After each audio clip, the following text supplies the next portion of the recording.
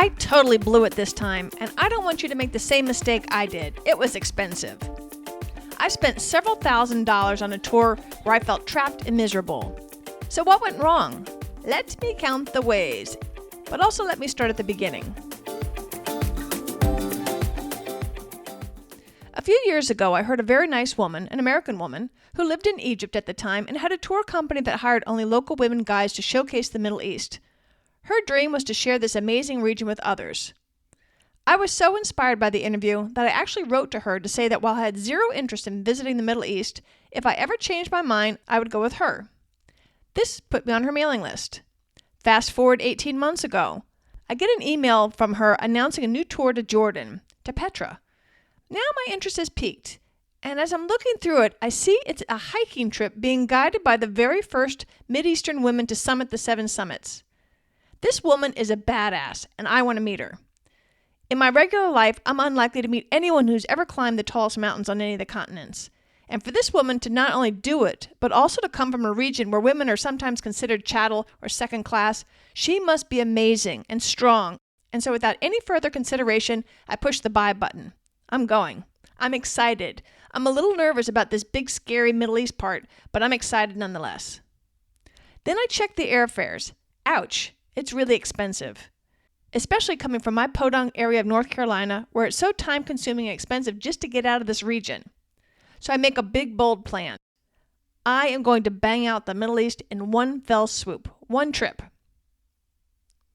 I have interest in visiting not just Jordan, which my friend and travel blogger Sherry Ott from Ott's World tells me is the friendliest place on earth, but also Israel, which many friends have loved, and mysterious Morocco, which I've heard wonderful things about, and I always was interested in the Sahara.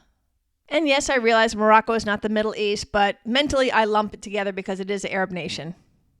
A lady I met on a plane once told me, and she was a very well-traveled lady, she tells me that Egypt was her very favorite country. What's not to like about sphinxes and pyramids? So I add that to the list. 4 countries, wow. But I'm going to do it, and I'm going to do it all in one fell swoop. And as long as I'm going to go with this Jordan hiking company, with this lady, I sign up for her other trips to Egypt and Morocco. I do no comparison shopping. Red flag number 1, red flag number 1. And I frankly only give a passing glance to the itineraries to the other countries, seeing that, there's a little bit of hiking in there, and we're doing some camping and camels, so I figure it's going to be pretty good. If the Jordan thing's all hiking, this should be fine well. Red flag number 2. I'm remembering her podcast interview when I was so entranced with her passion and her desire to show everything off that I was like, sure, it's going to be great. The only reviews I read are those that I see on her website. I know no one who's ever been with this company. Red flag number 3. And like everybody else, I'm spinning plates, just trying to get things done. I was like, sure, I'm sure it's fine. It's fine. So I just book them. The lady doesn't do a tour in Israel, and I felt pretty safe going there myself. So I just decided to do that trip solo, and hopefully when I get there or ahead of time, I'll arrange some self-guided tours. I'd like to do some hiking. So push, push, push. I'm buying all the buy buttons. I have now booked 3 epic tours. And I'm booking one-way airfares because I got to get carted all around the Middle East. I don't want to be going back and forth. Again, I just push all my chips on the table. I'm going to go in. I'm going all in.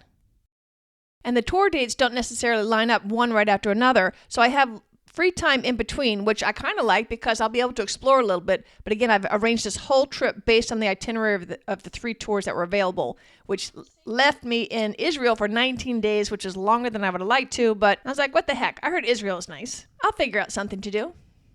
Around the same time, right before this Middle Eastern adventure, I have 2 conferences and a rafting trip out in Idaho. So I decide, what the heck? I'm going to make this one bodacious, continuous trip. One-way flights all around. Remember, I lose 4 days of travel for every trip that I take just because of my location where I live here in the States. If I were to do these trips separately, I would lose 28 days just in travel. But by doing it in one fell swoop, it's only going to take me 9. So I figured that's a huge savings of my time. But I'm now going to be gone 3 months. Wow. Using the tips and tricks I taught you in the How to Get Cheap Flights episode on Adventure Travel Show podcast, I booked my flights. I'll put a link to that show in the show notes. I see that my flight from Orlando to Boise is going to stop in Minneapolis anywhere. I was like, never been to Minneapolis, never been to Minnesota. So I've got a couple days before my trip. I could either do it in Orlando, which I've been to many times, Or I can spend some time in Minneapolis. Psh, hit the buy button. I'm off to Minneapolis, spend a few days there. Great city, by the way. Really enjoyed it. I've never been to Boise either, so I flanked that trip, the rafting trip, with some exploration time before and after there. I absolutely fall in love with Boise. That's now one of my favorite cities. And then I'm going to have time from the rafting trip before I have to go to my conference in Billings, Montana, a travel conference.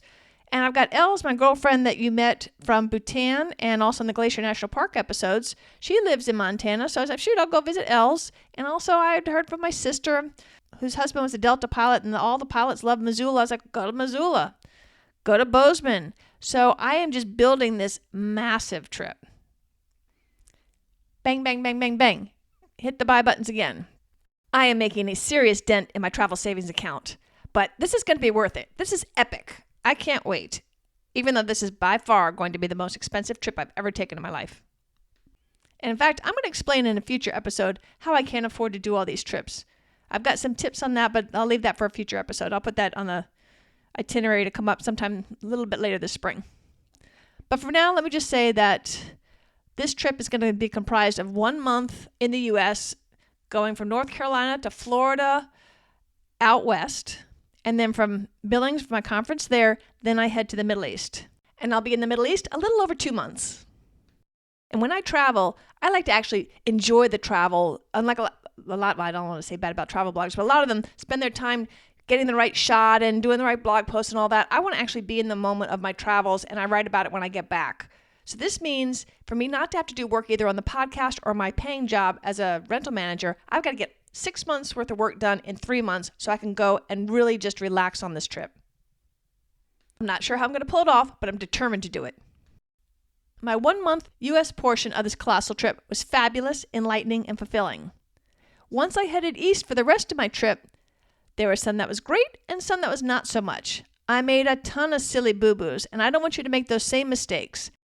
In the past, I've been super lucky with the tour companies I've gone with, but I've also had personal references that guided me to those tour companies. But I learned on this trip that tour companies have personalities, and it's really important that you match your personality to the tour company's personality for you to have a happy experience.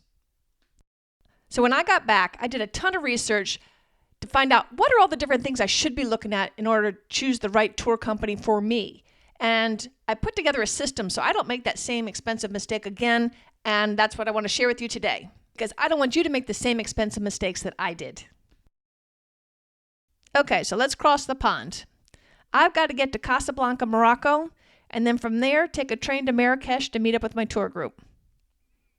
I'd never been to a Muslim country before, and frankly, I was a little bit twitchy about it, as I think many people would be if you read the press these days. I wasn't quite sure what to expect when I got to Morocco, and I read online that I was going to have to take a female-only car on my train ride from Casablanca to Marrakesh, and I wasn't sure if I had to wear a headscarf. But I bought a hijab just to be on the safe side and was prepared. I figured I was going to follow suit with whatever the local women were doing. If they were wearing headwear, I'd wear it. If they didn't, I wouldn't. When I arrived in Casablanca, I splurged and paid an extra $2 for the first-class train ticket. But it turns out I was the only one in the car, so I still wasn't really sure about the headgear, but it seemed more casual than I was expecting, and so I had the scarf around my shoulders, and I just kind of left it that way. I looked ridiculous in the hijab anyway.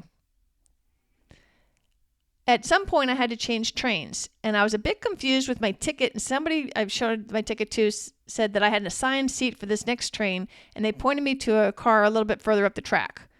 I look at my compartment. There's this glass window front, and then inside is 2 little booths, and there's 4 men sitting in there, all sound asleep. And I'm like, well, I thought I was supposed to be in a female-only car, but that man that I asked seemed insistent that this was the car I was supposed to go in. So I said, whatever. So I sit in the car. Again, I just kind of go around. I try not to wake anybody up. And I just sit there with my suitcase. And eventually the conductor comes by, looks at me, looks at my ticket, and never says anything. So I figure everything's all right. Every once in a while, one of the men would wake up, eyes would open, they'd see me, no surprised look, no horrified look. So I said, okay, I must have done something all right. Nobody seems to be concerned one way or another about me. And eventually I make it to Marrakesh. Okay, that's pretty easy. I even took a nap on the train. I arrive in Marrakesh and my Airbnb host is kind enough to send a driver to meet me. I'm going to be staying at the Medina, but you can't fit a car there. So he talks to my driver and arranges a meetup point where he collects me and then walks me through this charming maze of streets and alleys before we finally get to my place. But I tell him before I get there, I said, I'm starving. I haven't eaten in forever and I need some food. And so he takes me to a restaurant. And again, there's no women sitting in the restaurant. I have no idea what the protocol is in this country. I'm still like a little bit twitchy about what's going on. My host seems perfectly fine with everything. I order a sandwich to go and off I go. And when I get to my apartment, I love it. It looks Moroccan. It's all red upholstery and it's got the little bronze lanterns. And I was like, ooh, I am definitely in Marrakesh. This was perfect. It's a great way to start my trip. And the next morning, I'm to meet Peg in person. Peg is an Active Travel Adventures listener, and we had connected because of the podcast and found out she was also interested in going to Morocco. So we ended up being roommates, saved us a little bit. Neither one of us had to pay the single supplement, and we got a chance to hang out with somebody that we already knew we were going to like each other. We talked on the phone and emails and all that, so that was pretty cool. And she had gotten there a day or two before I did and arranged for us to take a cooking class, which we had a marvelous time. And then the next day, we started our tour with the lady I'd originally heard on the podcast interview that I booked the 3 total tours with. Day 1 of our tour went really well, but as the tour progressed, I realized that this trip was nothing like the Jordan tour I'd signed up for. Even my cursory glance at the itinerary beforehand, I saw that it wasn't going to be as active as the Jordan by any stretch of the imagination, but I did see that we did have a day of hiking. We were going to go on a camel safari, etc. So I was like, well, it's going to be more cultural than adventure, but so it'll be like a level 2 or so I thought. It wasn't long before I realized I was on one of those dreaded get on the bus, get out, take a picture, get back on the bus kinds of tours. I about died. My brain was having difficulty processing the fact that the hiking Jordan trip was so radically different than the Moroccan trip. It was almost like split personalities for a tour company, and I came to realize later that I think they just haven't decided who they're appealing to, and so they're throwing out tours with all different audiences instead of trying to just grab onto the one that fits the personality of their company. They're just trying to find their way still. Again, that's just my opinion. To me, they're trying to be all things to all people instead of finding their niche. The target audience for the Jordan trip is so radically different than the target audience for the Moroccan trip. Night and day different. I'm not saying one's good and one's bad, it's just one's good and one's bad for me. So I've discovered it's super critical to match your personality and your expectations with the right tour. That was a huge, huge boo-boo on my part. So that's my red flag number 3. I chose a tour company that is still relatively new and still trying to figure out who they are and who is their audience. And then guess what happens? A couple days into the tour, we find out that she's canceled the hiking day, and so we will now instead have a free day. Apparently, she realized on her spring hiking trip in Jordan that was pretty intense hiking that maybe she shouldn't be doing hiking after all. So she cancels the hiking day on this trip that I've already paid for. So I end up hiring my own private guide to take me and drive me out to the mountains to do hiking in the mountains. Like I said, she's still trying to figure out who is she catering to. So I wasn't very happy about that change of plans, but I'm getting a little ahead of myself. On one of the early days, we spent over 9 hours sitting in the van. And I told her that's way too long for her to be having guests in vans. And we would get out for a pit stop and coffee. Sometimes we'd stop at a shop where the guides get a commission. But I realized I had just really made a really serious mistake on choosing this company. We were also being nickel-dined on tipping museum guides. And I'm talking like 50 cents or $1 she's telling us to tip at the end of whatever the activity was. But for Pete's sake, when you're spending $4,000, the whole total of all these extra tips, we're not even talking $20 over the course of the whole tour. So not only was I feeling like she was being cheap, but we always had to have all the small change with us, which was a nuisance. On tours, I expect to tip the main guide and the drivers. But I like how they did it on my Jordan trip, where we had multiple different drivers because we would stop and start depending on if we were camping or going in country or whatnot. And so at the beginning of the tour, we were given an estimate of what the tips should be for the various drivers, and we pooled our money there, gave it to one of the guys. It was his job to tip on all of our behalfs. And it just made things so much simpler. I wish she had done that if she didn't want to add that extra $20 to the cost of our trip. I also felt how she handled the water, the drinking water, was fairly petty as well.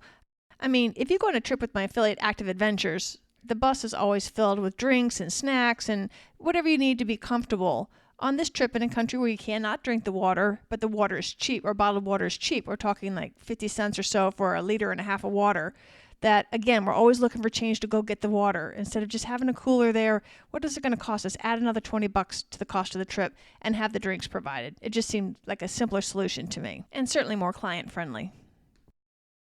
Those things just bugged me because I found them petty, but what I found really deceitful was that most of the lunches were not included in the tour, yet we had no choice as to where we were eating or even what we ate. I think she was just trying to hit a price point in her advertising. But in her defense, a lot of the things were right with the tour company as well. We had an outstanding female guide, Chama, who I will remember the rest of my life. She was vibrant, knowledgeable, fun, and really enhanced the trip overall. They also made sure that the vans that we were in were very safe and comfortable, and the driver in particular was very safe, which in that region is super important because the driving is absolute craziness. They have lines in the road, but they are just as a use of paint because nobody pays any attention to the lines in the roads. And so you want a driver that's going to be conscientious. So double kudos for them for making sure that we were in a safe environment, a good van, and with a great guide. So if this was the kind of tour that I was looking for, this would have been a good company to do so. It just was not what I was expecting at all. That was the big problem. I liked the little boutique inns that we stayed in for the most part, and we got to see the highlights of the country. But I think the biggest mistake that she made was in failing to manage her guests' expectations. When I got home again, I was like, I do not want to repeat that boo-boo again. So what was I missing? And so I compared her tour to some of the others. A lot of them were going to the same destinations and were just as bus heavy, but they managed their guests' expectations by saying you were going to be in the vehicle a lot. But you see no mention of the bus time in the brochures on the particular tour that I took. And because by looking at the itinerary, it appeared that the middle of the day we were going to be free to find our own place to go to lunch, and I incorrectly assumed that we were going to be wherever we were going to be for the day and out exploring on our own. I just thought there was going to be a lot more autonomy to this trip. So again, and that to me is what lunch on my own means, is that I'm someplace where I can go choose the lunch. I did not realize we would be driving all day, stopped at a pre-selected restaurant as a group, get off, eat as a group, generally speaking, all but one time, the exact same meal, and then get back on the bus to continue driving. I did not ask enough questions. I didn't ask any questions. I think I just got careless because I'd had such extraordinarily, apparently, good luck in going with great compatible companies in the past. It never crossed my mind that this wouldn't be, because I was so impressed with her and her goals and her mission when I heard her on that podcast. It just never crossed my mind to do just a little bit more investigation before I hit that buy button. Again, I did not do my homework, and when I get finished with this little saga, I'm going to go through the 12 things you need to make sure you check on before you book a tour to make sure you don't make the same expensive mistake that I did. Granted, I'm doubly at fault for not clearly studying the itinerary and looking for the white spaces. Look for what was not being said. I should have checked the country Morocco against a scaled map. I had no idea how big the country was. It's 10% larger than California, and we tried to see the whole country in less than 2 weeks. That's my bad. That is a recipe for sitting on a van. In hindsight, I wish we'd done half as much touring, but explored more deeply, more slowly when we got there. Slow travel is my preferred method these days, and this Moroccan trip was definitely not slow travel. I came so close to bailing. Peg, God bless her, had studied the itinerary. Good for you, Peg. You did your homework. So she was more mentally prepared than I was for this to be more of the snap and get on the van kind of a tour. So I guess the bottom line is that I loved the country of Morocco, but I definitely did not mesh with the tour company. They were really nice, so it wasn't that. And I felt they were overambitious in what they were trying to show their guests. And I also felt like I was being nickeled and dimed, which I didn't like. One really nice thing they did do was at the beginning, they gave us a roll of small coins for the pay toilets. In Morocco, you always have to pay for the toilet. And it's in small little coins that I never got as change. So that was at least solved one major problem. And there's one last thing before I get on. This is the kicker. I'm getting ready to leave for my trip.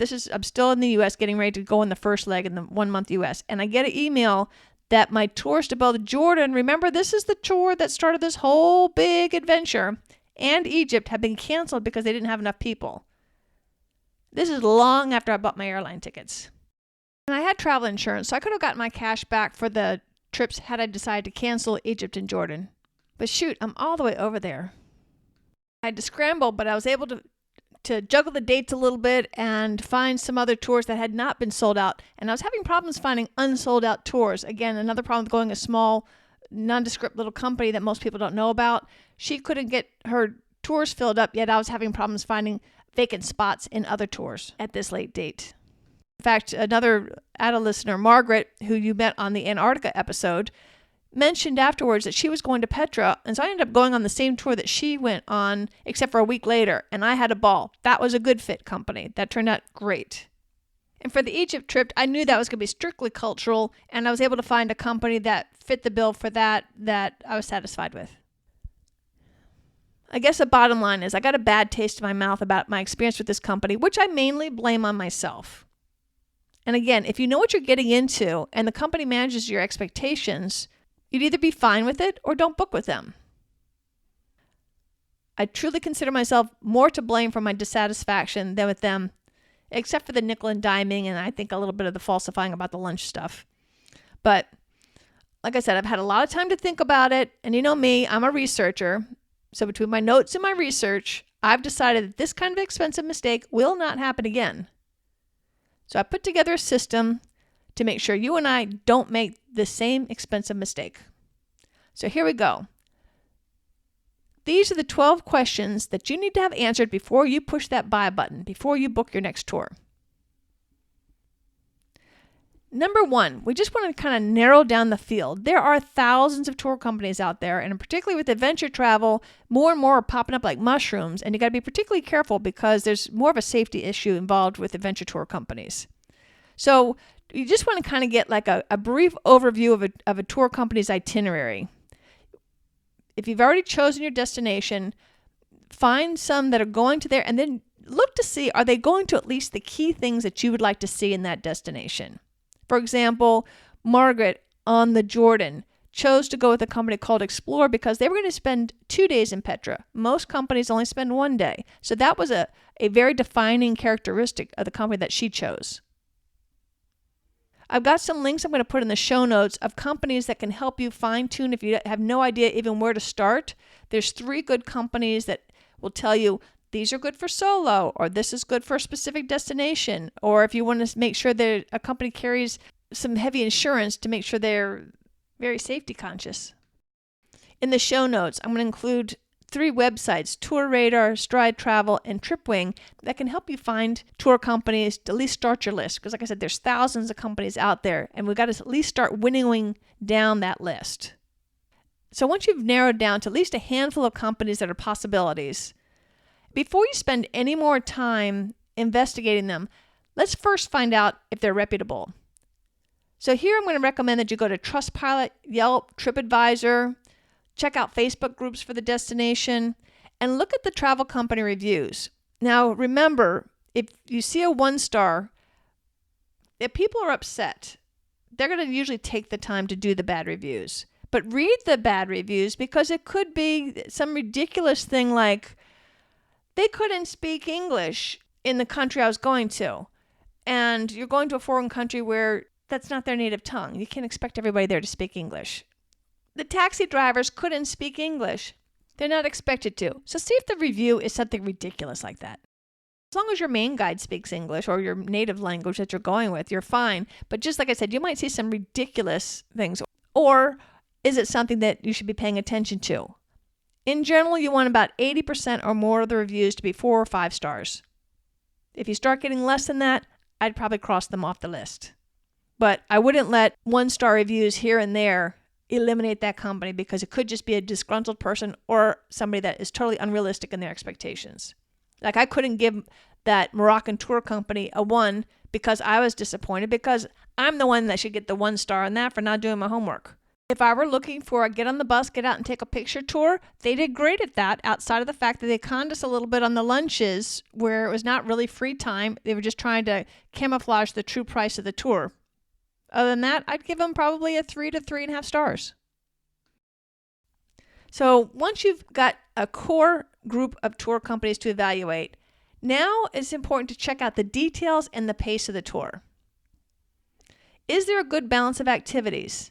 And if this is a heavy physical adventure, does the itinerary allow time for your body to rest in between activities? And are you capable of doing the activities mentioned? If it's something like a long distance hike or a bike ride, is there a support van in case you get injured or your body just needs a rest? Really check to make sure this trip meets your expectations and the tour operator has outlined those expectations for you. And really super important, remember Margaret and Petra. How much time are you actually going to be spending on the activities that most drew you to this destination in the first place? If you're an antiquities lover and you only get an hour at the main museum, is that going to be enough for you? Ask. The time to ask is before you book the buy button. You want to know, does the activity level match your fitness level and your expectations? You don't have to be at the fitness level to start with when you book it, but you have to be willing to train for it, both for your own enjoyment and also in fairness to the other people on your trip. I'll put a link to my podcast on training for your next adventure travel trip on the show notes for you. Even on the less adventurous trips, you need to match you and the tour as far as how much you're going to be standing and walking. And then you want to look at how intense is the itinerary? How much time are you actually going to be spending on the bus? And this you might have to ask because it may not be laid out for you unless it's really heavy, like I saw in some of the competitive Moroccan tours. You want to know, what is the pace of the tour? And don't just try to read between the lines. Like I said, ask. Ask how much time are you actually spending traveling from one place to the other. And a really good indicator is how many times are you switching lodging. If when you're looking at the itinerary, you see a lot of one-night stands, that generally means you're spending a lot of time on the bus and spending a lot of time packing and unpacking, checking in and checking out. So keep that in mind. So for most trips, unless you're backpacking where you're going from one place to another, spending a couple nights in one place multiple times is preferred. If you're going at a dizzying pace, you're going to be able to check a lot of boxes that, yeah, you saw this, you saw that, but you're going to be frazzled. And for me, I find it a less satisfying experience. And do you want to come home invigorated or exhausted? The pace of a trip is really important. And most trips are going to have travel days. So another important thing to check on is, how is the tour company managing those travel days? In Morocco, we usually just had a pit stop to go to the restroom or a shop stop, even on the 9-hour drive days, of which there were many. We'd get out and take a picture and get back on the bus of a pretty scenic thing. But it was, some days, literally, it was all van and maybe total an hour of activity. But compare that with my active adventures trip to New Zealand, and even on a long travel day, which I think we had one in particular long day. But they made sure that every couple hours we got out and we hiked for a little bit and we saw something cool. So they made an adventure even out of our travel days. That was not my experience in Morocco. Big difference in the company styles. Number 4 is super important. Do you have a local guide? Ask them about who's going to be my guide. It doesn't have to be the specific name. You want to find out, is it an employee? Is it somebody that they just go to the pool of available guides that day? Some tour companies do that. Do they use licensed local guides? And does the guide speak the language that you understand? Do they speak the local language so they can communicate with the locals? Is the guide an employee or a subcontractor? A subcontractor doesn't mean it's a bad thing. You just want to understand what you're getting yourself into. Do they use the same people all the time, or do they get different people? Do they have a long-term relationship with the company? A passionate, knowledgeable local guide can make your trip. My guide in Beijing had the goal to become the curator of the Forbidden City. Without him, I never would have appreciated so many of the nuances he brought to life for me in a culture I found so completely alien. And you want to know, does the guide actually explain the things that you're experiencing, or does she simply plan the logistics and drop you off? It's pretty much what I had a bit in Egypt. The guide was very knowledgeable, but he would only spend maybe 15 minutes explaining something important, telling us about what we were about to see, and then he left us wandering for about an hour while he went off for coffee and a cigarette. Whereas the things that we were seeing in Egypt, would be like the Beijing. I'd be totally clueless knowing what I was looking at. I really needed the guide to really hold my hand, to really show me some of the things that I was seeing so I could really appreciate them. And if you contrast that with Beijing, where literally that's what he did. He was with us the whole time. If we had free time, it was for things that it wasn't important that we understood what we were looking at. It was either taking a walk or doing something fun, climbing the Great Wall. He could tell us about that, then we climbed. He didn't need to hold our hand climbing the wall. But when we were in the Forbidden City or Tiananmen Square, he was with us the whole time, pointing out things to bring that area to life for us. Unfortunately, that's not what I got in Egypt. Like I said, he was good, but he wasn't there the whole time.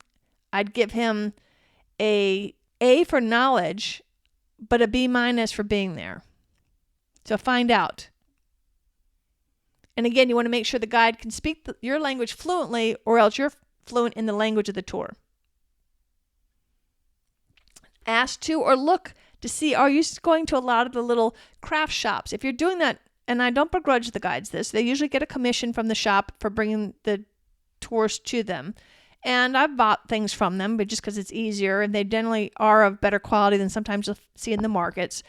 But if you're spending a lot of times going and being ushered to these shops, the guide may be more interested in getting his commissions for the sales than he is in showing you his culture. Plus, I don't like spending a whole lot of my time in the shops. I'd rather be out exploring and seeing the city or the countryside or wherever it is that I am. A good question to ask too is, what is the guide to guest ratio? On adventure travel trips, you want to have at least 2 guides, particularly if you have any group more than 6 or so, because if you're on a hike, you want somebody in the front and the back of the pack that knows where they're going, just for your safety and to accommodate people of different paces. And you want to ask too, on adventure trips, does the guide have special training in first aid? Kind of important. Number 5, does the tour company offer any special experiences, especially of the kind that would be very difficult for you to arrange on your own? This can include things like homestays or meals at a local's home. I had tea with cocoa in a Maasai hut in Tanzania. I had lunch in a hutang in Beijing. And I learned how to cook tagine in Morocco. I love being able to see how the people actually live and to go into somebody's home. But it's kind of difficult doing that on your own. Sometimes that's something a tour company can provide. You want to find out what kind of cultural immersion opportunities are available with the different tours that you're considering.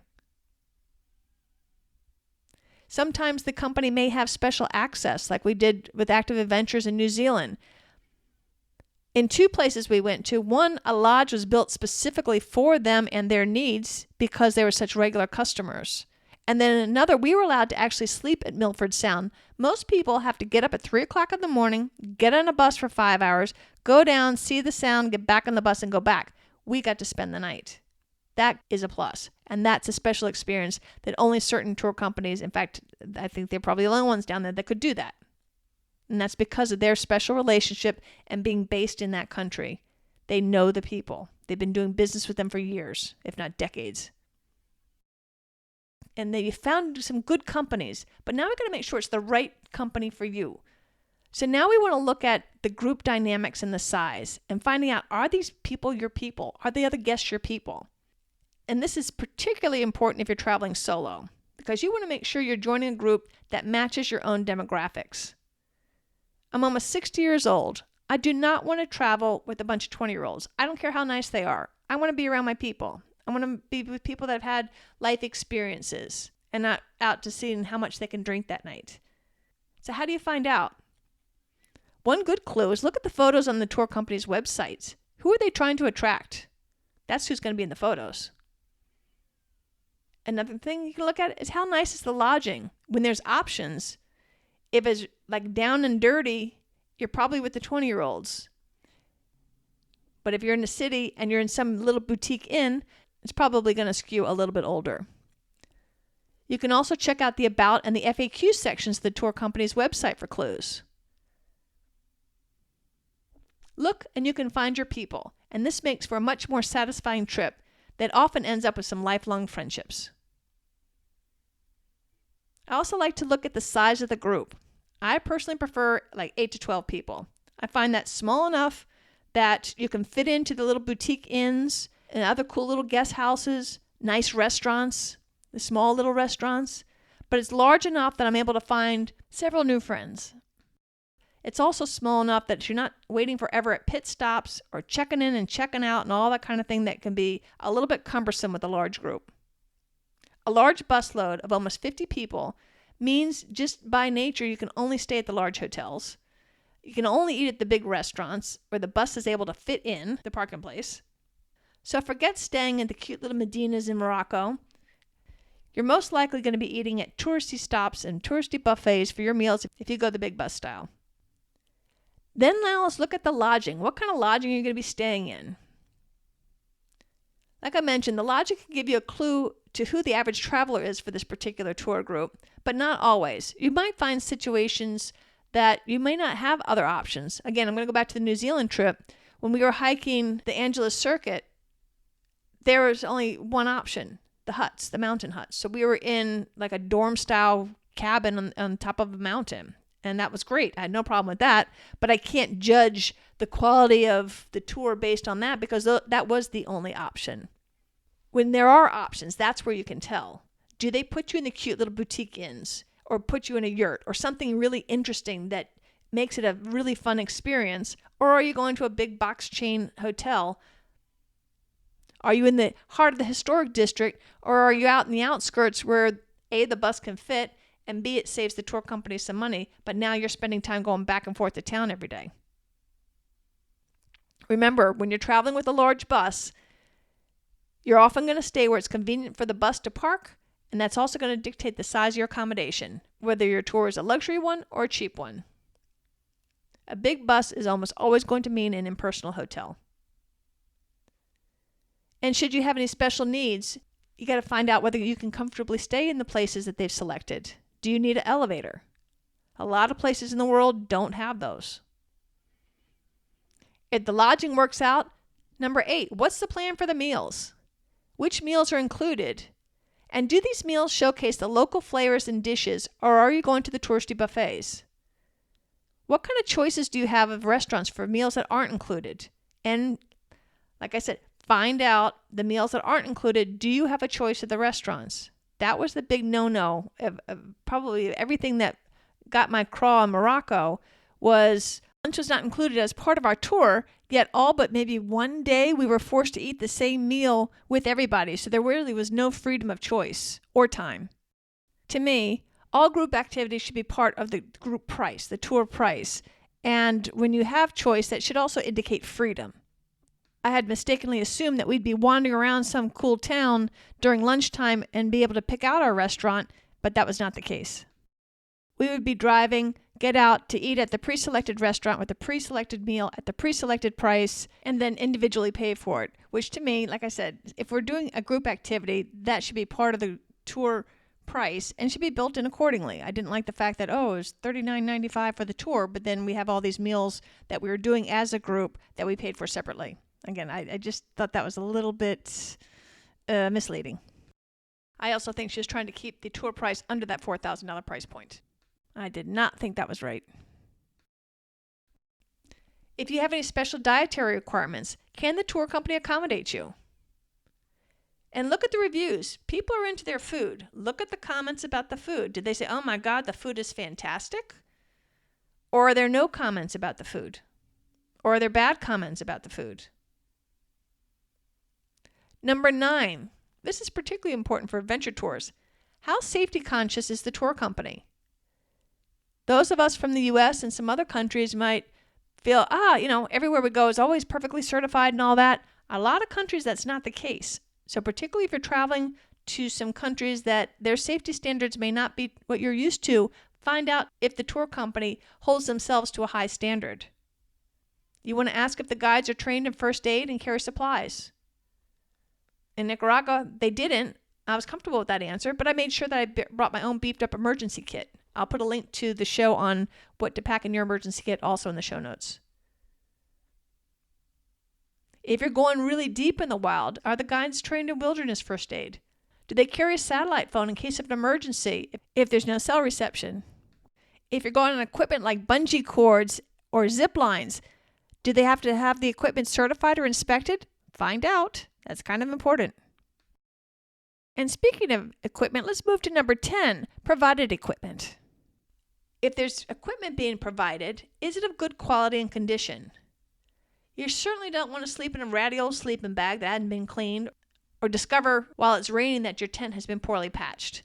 If any equipment is being provided, before you book any adventure tour, ask the company that's providing the gear about the brand's quality and condition of the equipment. How old is that key equipment, and is it being well maintained? Number 11, if this is important to you, is the tour company eco-friendly and is it supporting the local economy? What chunk of the dollars that you're spending is going to the local economy? Are they hiring local guides, doing the local homestays, shopping in the local stores, buying the food for the trips in the local stores? What is their commitment to the environment? But that's a big trend right now, so don't just pay attention. Oh yeah, we're eco-friendly. So ask what their policy or their commitment is to the environment, and then ask for examples, because many companies, realizing that this is important to their clients, might fudge just a little bit in their generalities. And lastly, note I waited to the very end to compare the cost of the various tour groups. And I purposely did that because if you don't select the right tour company for you, it's not going to make a bit of difference how cheap that tour was, because you're not going to enjoy it the way you should. You are going to remember forever how much fun you had or how much fun you didn't have, but you're probably not going to remember how much it cost you. I'm not saying that cost isn't important, but I am saying that cost should be way lower down the priority list of the factors that you need to consider before you buy a tour. And there's several components of cost when it comes to a group or even a self-guided tour. You need to know, and it's very important to know, what's not included. In fact, it's just as important to know what's not included as it is what is included. On the download that I'll be providing for this episode, I put together a handy little spreadsheet to help you compare the different tour companies so you can see in black and white on one piece of paper what a tour is offering or not offering, to make it easier for you to make a good, solid choice. You can also download it free by just going to the website for this episode. When you're on my website, just type in tour in the search bar, and that'll bring you right to the corresponding page for this episode. If it's unlikely that you're ever going to visit a place again, provided that you can afford it, cost should be minimized as a consideration. If the place is important enough that you're willing to spend your precious vacation time and money getting there, make sure you experience it the way that you want to. Even if it means less travel, do the trip the way that you want to do it. This doesn't necessarily mean it's going to be expensive, but you want to buy the tour that best fits all the criteria and all the vetting you've done on the above items. And I want you to pay attention, too, to a sneaky expense that you got to consider. Pay attention to where the tour begins and ends. It can cost you more than you expect if you have to use one-way tickets, or you need to get back to your starting point in order to take advantage of a great round-trip fare. I like the free app Rome to Rio. That helps me see at a glance what my different options are for travel one way, as well as what the costs are. Google Flights is also helpful for getting an idea of fare information as well. If you carefully consider these 12 criteria before you choose a tour company for your next vacation, I'm betting you're going to have an epic time. But before we leave, I got a few final tips on choosing a tour company. Number 1, pay attention to the company's cancellation policy. If for some reason you need to cancel, or they decide to cancel like what happened to me, what's the deal? I was lucky I bought travel insurance for my trip, and I hope that you'll use my link if when you buy travel insurance, that helps support the program. I'll put a link to that in the show notes. But anyway, the travel insurance, if I wanted to use it, would have given me my money back for the 2 tours that were canceled. No, I wouldn't be any out of pocket for the fact that the tour was canceled through no fault of my own. But sometimes you might have to cancel for family reasons. Let's say something happened to my mom and I couldn't go, or I had to leave right away. That's when the travel insurance would kick in for there, but the tour company's not going to give you your money back. It's tough to hooties for you on that. But often they'll have a percentage that they'll give back when you're certain days out, up to usually like 90 days or whatever. But some do, some don't. So check to see what is the cancellation policy, particularly if you're not quite sure what you're going to be able to do, or you've got some things in life that might be a possibility that could put a snafu into your travel plans. Pay attention to whether the company is fast or slow in responding to your emails or chats. And just remember, sometimes who you're talking to might be on the other side of the world in a different time zone. So give them like at least some leeway there. But if they're really slow at getting back to you, like I had some real problems with the companies I was trying to deal with in Israel, that's a red flag, figuring that maybe I should move on to a different company. You can also look to see, does the tour company offer different prices for different seasons? Particularly if you want to do something that's a little bit more expensive, going in the shoulder season might save you a significant amount of money. And for me, I usually find the weather's nicer and it's less crowded. So I actually prefer the shoulder season myself. And does the company offer last-minute deals if they have unsold slots? That's how Margaret snagged a great deal to get to Antarctica. Some tour companies have to book the permits and entrance fees long time in advance, and then if they haven't sold those, they're out of pocket on those things. So you might get a little flash sale. If so, get on their email list so you'll be aware of those if you're able to do last-minute travel. And lastly, if I've covered the destination on the Active Travel Adventures podcast, I do a free travel planning guide for every single destination.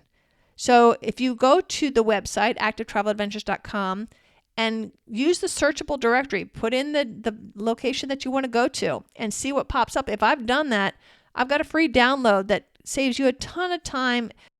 These travel planners are super helpful. On one page, you've got everything you need to know about the country in order to plan your trip, from the average weather to figure out when to go, the State Department safety recommendations as well as visa requirements, a currency converter, a language converter, airport information, best ways to get to and from, and other helpful hints, itinerary information, and a recommended tour company if you'd like to do something similar to what we discussed on the podcast, and so much more. And it's free. I hope you'll also join my email list, where I send out one solo email a month that includes whatever free guides or downloads I did for the previous month. And sometimes it'll have some deals or whatnot, but it just allows us to have a conversation back and forth off the podcast and via email. You don't have to write me back, but if you want to, I love getting your emails back. In fact, that's how I met Peg. That's how I met Margaret. So please, respond when you get my email. Write me back. Let me know what's going on in your life. I loved hearing from you. So it's not just me and a microphone. And I promise I don't spam you. You can unsubscribe anytime you want.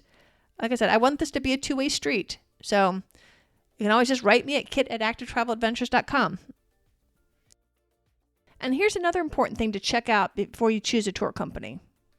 Ask them how long the company has run the tour that you're considering. If it's a new tour, there's probably going to be a couple of logistical kinks, but they can sometimes offer some value while they're working out those kinks. You may want to know who's actually running the tour. Is it being subbed out? My tour, or my rafting trip, was with Adventure Women, who subcontracts that with Row Adventures. I have got no problem with that. Row Adventures is a great company. So, but I like to know who's actually running the tour, because I certainly want to check them out as well. Another good question to ask your tour company is, what makes them and this tour special? And then wait and see how they answer.